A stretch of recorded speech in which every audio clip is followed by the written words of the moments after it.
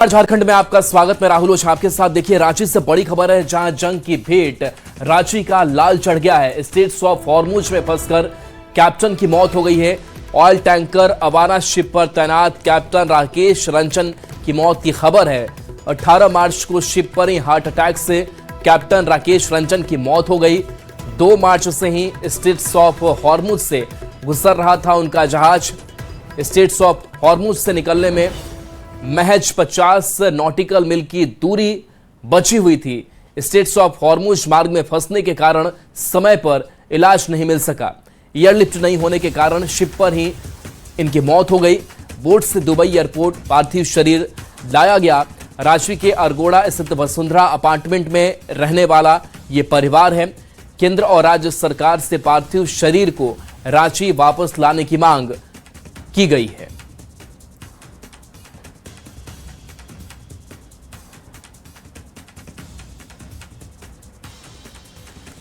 Middle east में जो युद्ध के हालात बने हैं उसकी एक बड़ी कीमत देश भी भुगत रहा है।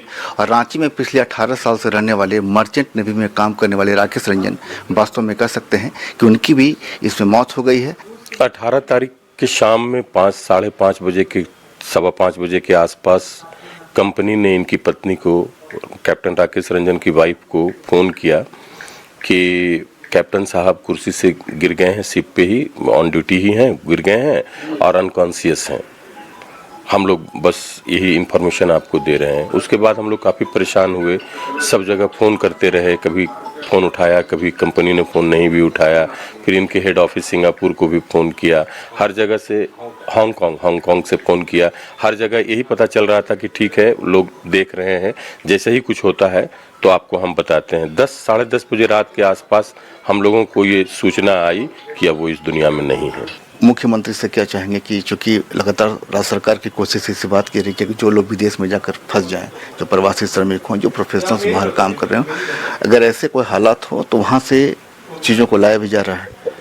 माननीय मुख्यमंत्री जी से आग्रह हम करेंगे कि भाई तो नहीं रहा, उसके डेड बॉडी को यहाँ लाने में मेरी मदद करे। जो भी हो करके डेड बॉडी जितना जल्दी आ सके आए। उसके बाद उन जो भी देवन राकेश का जो अधिकार है कंपनी के साथ, जो भी इनको पैसा कौड़ी मिलना है, उसमें कंपनी किसी तरह का कोई 19-20 न करे, इसकी मॉनिटरिंग करे, पूरा पैसा मिले। इसका छोटा बच्चा, उसको पढ़ने लिखने की मदद करे, यही कर सकते हैं। बता दें आपको कि बड़े भाई हैं, उनके बहनोई हैं। रांची में ही अरगोड़ा के पास वसुंधरा अपार्टमेंट है। यहाँ पूरा परिवार, पत्नी और बच्चे इंतज़ार कर रहे हैं कि कम से कम, अगर वो छुट्टी में घर लौटने वाले थे, जाहिर है पूरा परिवार इंतज़ार कर रहा था बेसब्री के साथ, मुस्कुराहट के साथ। लेकिन अब वो नहीं है तो पूरा परिवार चाहता है कम से कम उनके अंतिम दर्शन हो। और लिहाजा इसी को लेकर लगातार मांग की जा रही है कि कम से कम उनके अंतिम दर्शन के लिए भारत सरकार, राज्य सरकार जो भी संभव हो सके इसे मदद करे। संजय कुमार सिन्हा, न्यूज़ 18, रांची। और इस बीच रांची से बड़ी खबर, जहां असम चुनाव को लेकर के जेएमएम की तैयारी अब तेज है। महागठबंधन की फाइनल बातचीत आज है। जेएमएम और कांग्रेस के 20 सीटों पर आज मुहर लग जाएगी। जेएमएम का 20 से 25 सीटों पर दावा है। बात नहीं बनने पर 25 से 30 सीटों पर जेएमएम चुनाव लड़ेगा। तो देखिए, असम चुनाव को लेकर के अब जेएमएम की तैयारी तेज होती हुई दिखाई दे रही है। बता दें कि महागठबंधन की फाइनल बातचीत आज होनी है। उसके बाद माना यह जा रहा है कि जेएमएम अपनी जो दिशा है वो तय कर लेगा। तो 25 से 30 सीटों पर जेएमएम लड़ेगा। अगर बात महागठबंधन के साथ नहीं बनती है, जो दावा जेएमएम की तरफ से किया जा रहा है कि 20 से 25 सीटों पर वहां पर चुनाव हम लड़ेंगे, जेएमएम और कांग्रेस के बीच सीटों पर आज मुहर लग जानी है। तो देखिए, चूंकि अब समन्वय, कोऑर्डिनेशन को लेकर के मामला फंसा हुआ है, लेकिन अगर जेएमएम और कांग्रेस के बीच बात नहीं बनती है तो 25 से 30 सीटों पर जेएमएम लड़ेगा। असम में विधानसभा चुनाव की तारीखों के ऐलान के साथ ही झारखंड में महागठबंधन में दावेदारी पर दंगल बढ़ता दिख रहा है। एक तरफ जेएमएम ने तैयारी तेज कर दी है और कांग्रेस के सामने सम्मानजनक सीट की डिमांड रखी है। समझौता नहीं होने पर अकेले लड़ने की भी चेतावनी दी है। अब गेंद कांग्रेस के पाले में है कि जेएमएम को सम्मान देती है या फिर बिहार की तरह उसे फिर से नजरअंदाज किया जाता है। पूरी खबर इस रिपोर्ट में। जेएमएम असम पर तल्ख, बंगाल में नरम। क्या कांग्रेस को डैमेज करेगी जेएमएम? बंगाल के लिए जेएमएम का क्या है प्लान?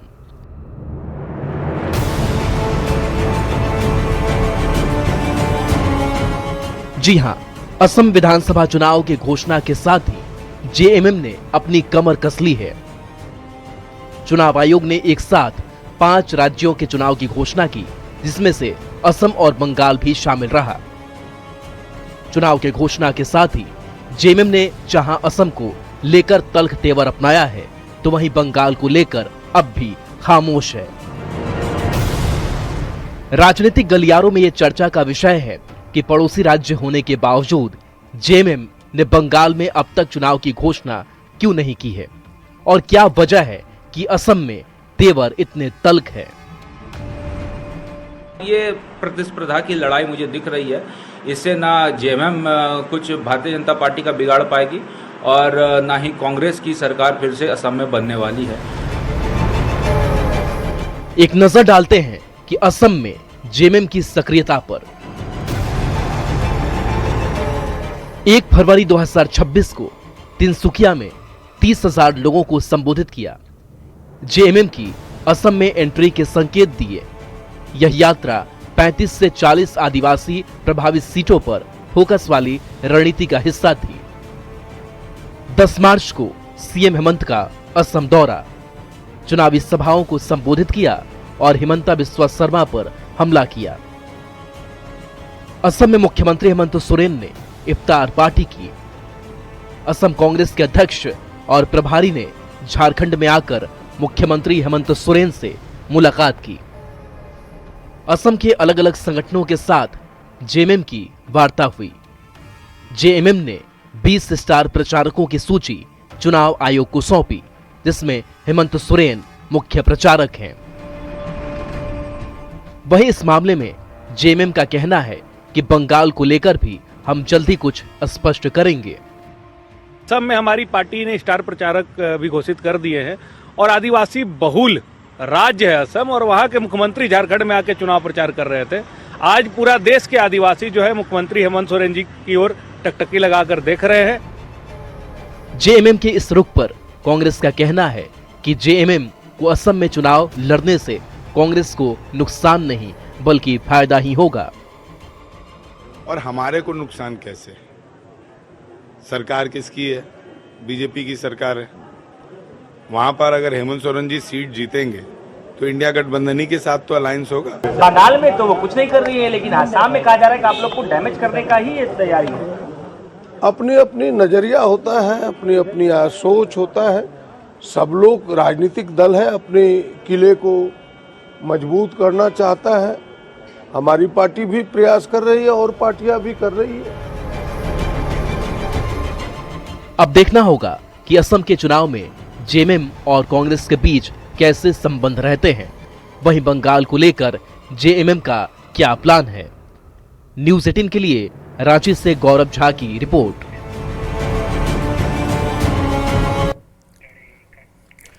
बढ़ते आगे, जेटेट परीक्षा को लेकर सियासत तेज हो गई है। हाईकोर्ट ने 31 मार्च तक परीक्षा कराने का निर्देश दिया है, लेकिन अब तक नोटिफिकेशन जारी नहीं हुआ।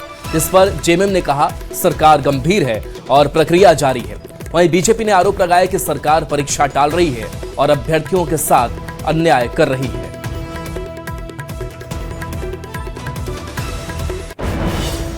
नगर विकास मंत्री माननीय सुदीप कुमार सोनू ने कहा है कि कोर्ट ने 31 मार्च तक जो है समय दिया है और अभी सरकार के पास उसके अनुरूप काम करने की तैयारी है। विधायक थे जिन्होंने जोरदार तरीके से सदन के अंदर जेटेट का मामला उठाया।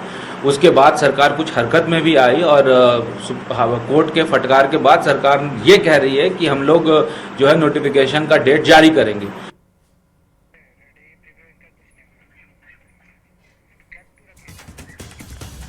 अब बात जामताड़ा की करेंगे, जहां गैस सिलेंडर की कमी से हालात बिगड़ते जा रहे हैं। बुद्धुडीह स्थित इंडेन गैस गोदाम पर रोज लंबी कतारें लग रही हैं। लोग सुबह से लाइन में खड़े हैं, फिर भी सभी को सिलेंडर नहीं मिल पा रहा है। करीब 100 मीटर लंबे लाइन देखी गई। लोगों का कहना है कि आपूर्ति कम होने से परेशानी बढ़ी है। पुलिस की मौजूदगी में वितरण हो रहा है, लेकिन उसके बाद भी अव्यवस्था बनी हुई है। प्रशासन से जल्द समाधान की मांग की जा रही है। तो देखिए, जामताड़ा से एक खबर है जहां पर गैस सिलेंडर की किल्लत है। ये लंबी कतारें, लोग लाइनों में लगे हुए हैं ताकि उन्हें सिलेंडर मिल जाए। एजेंसी के बाहर इन लोगों की भीड़ है। लगभग सभी लोग आकर के सुबह 6 बजे से लाइन में लग रहे हैं। गाड़ी आ जा रहा सुबह 7 बजे और यहाँ लगभग 9 बजे से शुरू कर रहा है। तो जिला प्रशासन से आग्रह है, डीसी साहब से आग्रह है, जो सुबह जब गाड़ी आ जा रही है 7 बजे तो कम से कम 7 बजे से वितरण कर दे तो महिला पुरुष बुजुर्ग सभी को आसानी होगी। इसके लिए हम लोग यहाँ लाइन में खड़े हैं। बहुत ही मुश्किल हो रहा है। हम लोग सुबह ही आए हैं 7:30 बजे और लाइन में लगे हुए हैं। इतनी दिक्कत हो रही है, आपूर्ति बहुत ही मुश्किल से हो रहा है। भीड़ बहुत ज़्यादा है। सभी लोगों को गैस चाहिए और जितनी सुविधाजनक स्थिति में पहले मिल रही थी अभी मुश्किल हो रहा है। धनबाद से बड़ी खबर है, जहां बिचाली नदी गाड़ी में भीषण आग लग गई। माइन फेस्क्यू के पास पहले सुबह की घटना है। चलती गाड़ी में अचानक भीषण आग लग जाती है। ड्राइवर और खलासी ने कूदकर अपनी जान बचाई है। बिचाली होने से तेजी से आग फैली। कुछ ही मिनटों में गाड़ी जलकर राख हो गई। घटना में कोई हताहत नहीं हुआ है। आग लगने के कारणों की जांच जारी है। धनबाद झरिया मार्ग पर यह हादसा हुआ है। तो देखिए, बिचाली नदी ये गाड़ी जो धू धू कर चल रही है। बताया जा रहा है कि बिचाली की वजह से आग काफी तेजी से फैली। माइन रेस्क्यू के पास पहले सुबह यह घटना हुई। चलती गाड़ी में जहां पर भीषण आग लग गई। ड्राइवर और खलासी ने कूदकर किस तरीके से अपनी जान बचाई है, लेकिन देखिए किस तरीके से भयावह आग यहां पर लगी हुई है। अफरा तफरी है और बिचाली होने से यह आग और तेजी से फैली। कुछ ही मिनटों में गाड़ी जलकर पूरी तरीके से राख हो गई। घटना में हालांकि किसी के हताहत होने की खबर नहीं है।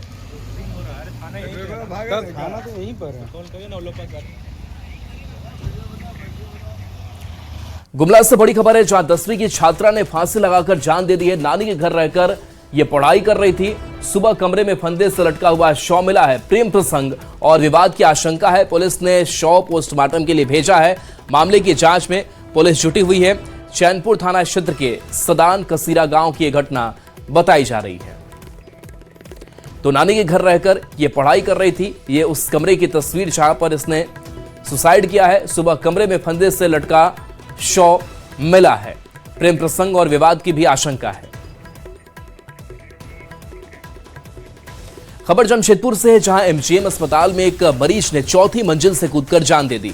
यह घटना सुबह करीब 4 से 5 बजे के बीच की है। बताया जा रहा है कि मरीज मेडिसिन विभाग में भर्ती था। जानकारी के मुताबिक युवक HIV संक्रमित था और नशे का आदी भी था। उसका नाम क्या?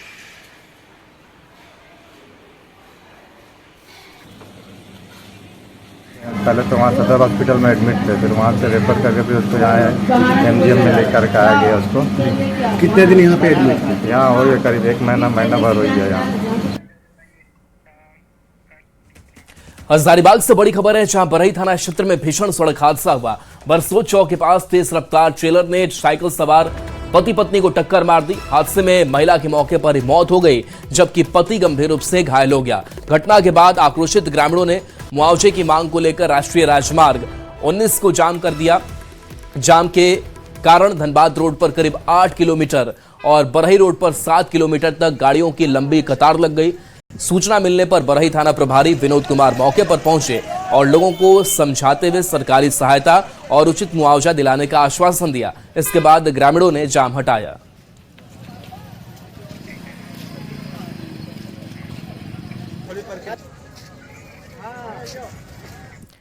ईद सरहुल और रामनवमी को लेकर मुख्यमंत्री हेमंत सोरेन ने उच्च स्तरीय समीक्षा बैठक की।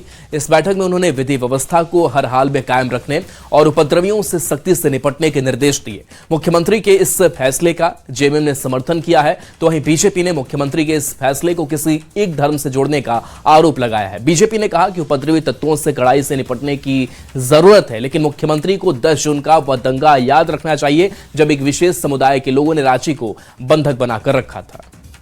सभी तबके में माननीय मुख्यमंत्री महोदय का सबसे सर्वोच्च प्राथमिकता जो है वो राज्य में शांति व्यवस्था कायम रहे और जो भी धार्मिक उत्सव हैं वो हर्षोल्लास के साथ मनाया जाए, पूरे खुशियां का एक वातावरण रहे, यही सोच है हमारे माननीय मुख्यमंत्री की।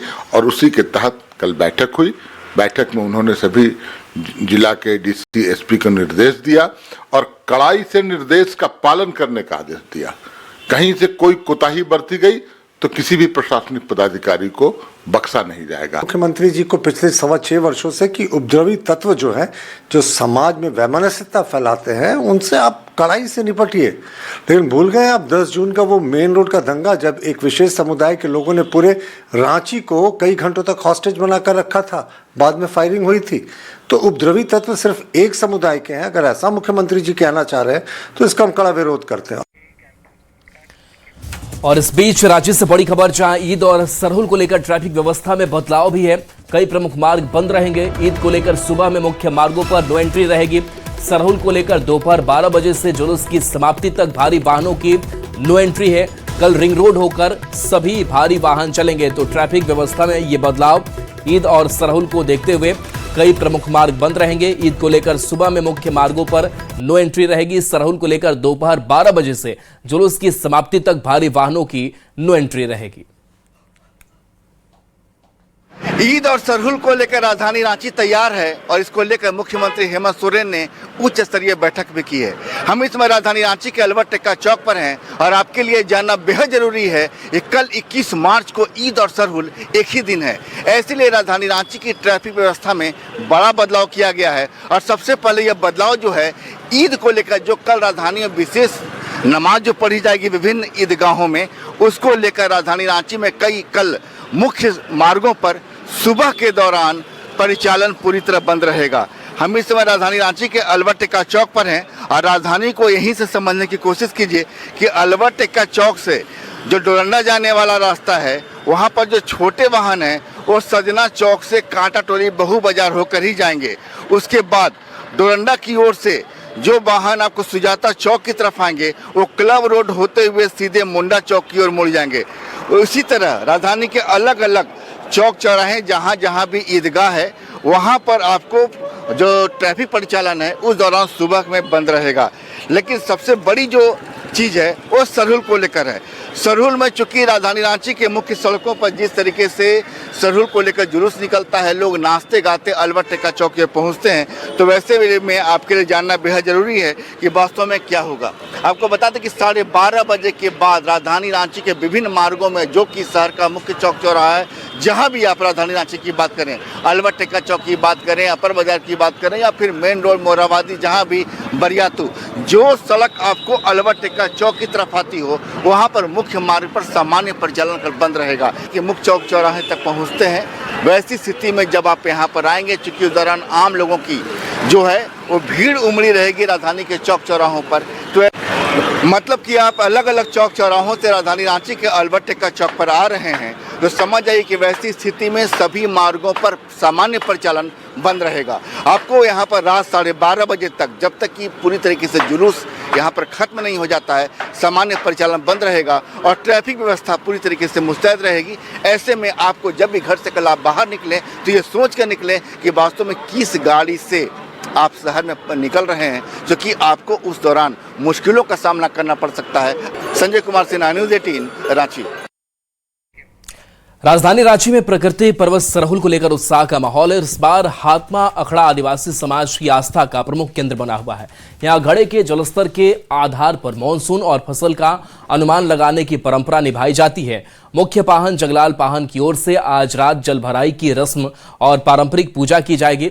उन्होंने बताया कि मौसम में तेजी से बदलाव हो रहे हैं, इसलिए इस बार की भविष्यवाणी खास मानी जा रही है।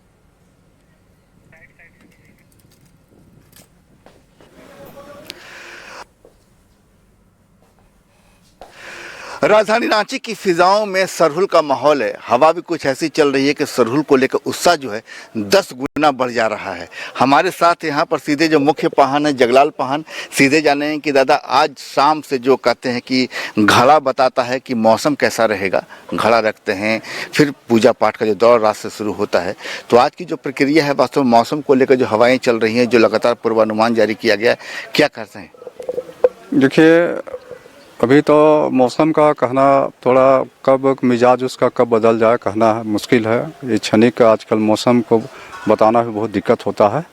लेकिन आज का जो कार्यक्रम है, आज माने कि सरहुल का आज हम लोग का उपवास का दिन है। और आज का दिन हम लोग तमाम जो है ग्रामवासी के एक पूर्वज जो घर के एक सदस्य जो है उपवास पर आज हैं। और दूसरे बेला में उपवास को लोग तोड़ेंगे अपना पारंपरिक विधि विधान के अनुसार। और उसके बाद में जल रखाई पूजा भी आज रात्रि को हम लोग करेंगे। हम लोग अपने सहयोगियों के साथ में अपना जो वाद्य यंत्र नृत्य संगीत करते हुए हम लोग तालाब में जाएंगे। तालाब से 2 घड़ा में पानी भर के हम लोग लाएंगे और सरना में रखेंगे वहाँ। और पारंपरिक विधि विधान के अनुसार बलि प्रथा के साथ में हम तमाम जो है हमारा जो ये इष्ट देव है, सृष्टिकर्ता है, या हमारे तमाम जो देवी देवताएं हैं, और साथ ही साथ जिसको हम देवीय मानते हैं उसको हम प्राकृतिक पूजक हैं। हमारा जैसे कि सूर्य हो गया, धरती हो गया, सूर्य हो गया, वायु हो गया, जल हो गया, और माने वैसे चीज़ों को हम वो स्मरण करेंगे। कहने का मतलब है प्रकृति के तमाम तत्वों को भी हम देवतुल मानते हैं। तो है मिट्टी की कहानी, घड़ा बताता है जलस्तर की कहानी, और सरहुल की यही है कुल मिलाकर जुबानी।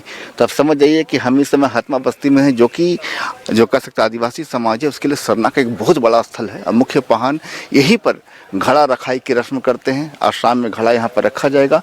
घड़े में जो जलस्तर होता है पूरा भर कर रखा जाता है। उसके बाद सुबह पहान खुद उसको देखते हैं और देखने के बाद अनुमान लगाते हैं कि इस बार का मौसम कैसा रहेगा, बारिश कितनी होगी, धन धान्य जो धन रोपनी होता है उसको लेकर फसल कैसा होगा। कुल मिलाकर सरहुल जो है अपनी विशेष कहानी, विशेष अनुमान के लिए तैयार है। संजय कुमार सिन्हा, न्यूज़ 18 रांची।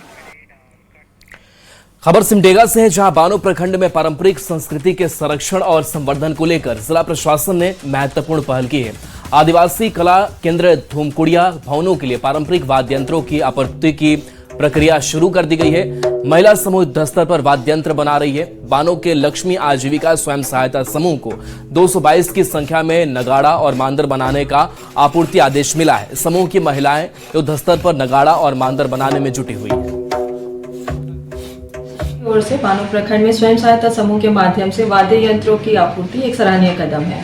बानो प्रखंड में लक्ष्मी आजीविका महिला स्वयं सहायता समूह के माध्यम से नगाड़ा और मांदर तैयार किया जा रहा है। ये न केवल हमारी आदिवासी संस्कृति को संरक्षित करेगा बल्कि हमारी ग्रामीण महिलाओं को सशक्त भी बनाएगा। JSLPS की तरफ से नियमित मॉनिटरिंग की जा रही है ताकि समयबद्ध तरीके से सारे धूमकुड़िया भवनों में समयबद्ध तरीके से सप्लाई भी हमारे दीदियों के माध्यम से ये किया जा सके।